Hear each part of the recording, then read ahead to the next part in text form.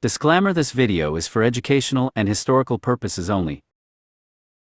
Chinaman was born on the yard of our Abernathy on November 29, 1977. He was one of 3 pups born to Abernathy's Molly and sired by Wood's Trouble. Molly always seemed to have 3 pups. This time there was Chinaman, Boy, and a female who would be named Onyx Lady, who went to the owner of Trouble, Dr. Wood. Boy would end up in the hands of G. Wright, where he would win 3 matches. Chinaman was raised by our Abernathy, and when he came of age he was placed with Dr. Wood to find out what he was made of. After a short stay, Dr. Wood shipped Chinaman to Vince and Bob in California to make up for an earlier prospect he had sold him that failed to live up to expectations. He arrived full of hookworms and roundworms, and weighed only 42 pounds, 4 pounds, below his eventual best match weight of 46 pounds. Bob kept him on a long cable run, and tried to help him overcome his emaciated state. Chinaman thanked him by biting him, so Bob shipped him to Vince. It was love at first sight. Vince wormed Chinaman, and scheduled a roll for him. After a 3-hour drive, Chinaman was nauseated and dehydrated. He was pitted 10 pounds, uphill against a powerful red dog named Ch. Caesar, who proceeded to mop the floor with him. When the big dog tired, Chinaman went to the stifles, and punched very hard. Even though he was still nauseated and underweight, he came up from the bottom to bite down and stop Caesar at 28. Chinaman's next role was into Doc, a highly respected wrecker. If he could hang with Doc for even 10 minutes, Chinaman would be worth a bet.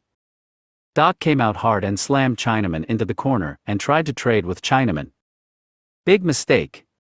Chinaman hit the gut and killed the doctor in his own living room in 17 minutes.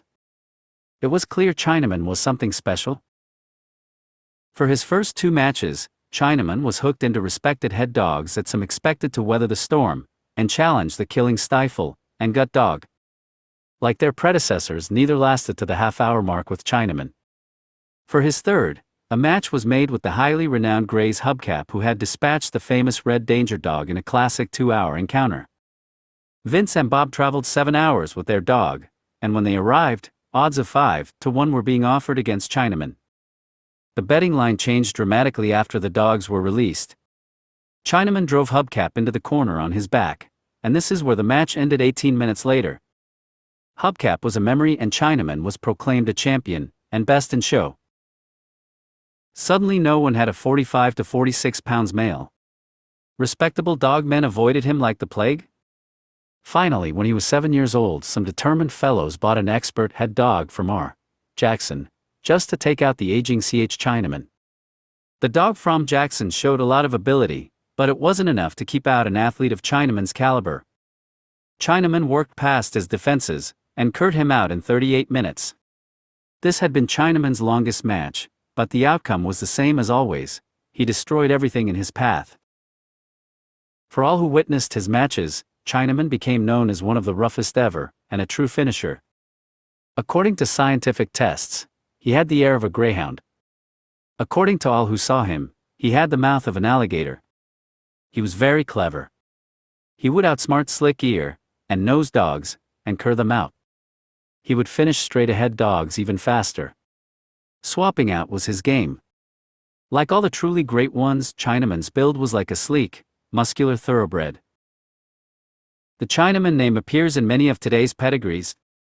His contribution as a producer equals or exceeds his dominance as a performer. Among his better-known offspring were Ch. 8-Ball, Ch. Cotton, Ch. China Buck, Ch. China Girl, Ch. Stormy, Ch. Missy, Ch. Chinarose, Ch. Ninja, and Ch. Croc. He had 3 sons: Brott's Boar, Cottingham's Cotton, and Shockley's Header, go over the 3-hour mark on the same weekend. Perhaps his greatest contribution is as a producer of producers, as his son Frisco Rom has produced more champions and grand champions than any other living stud.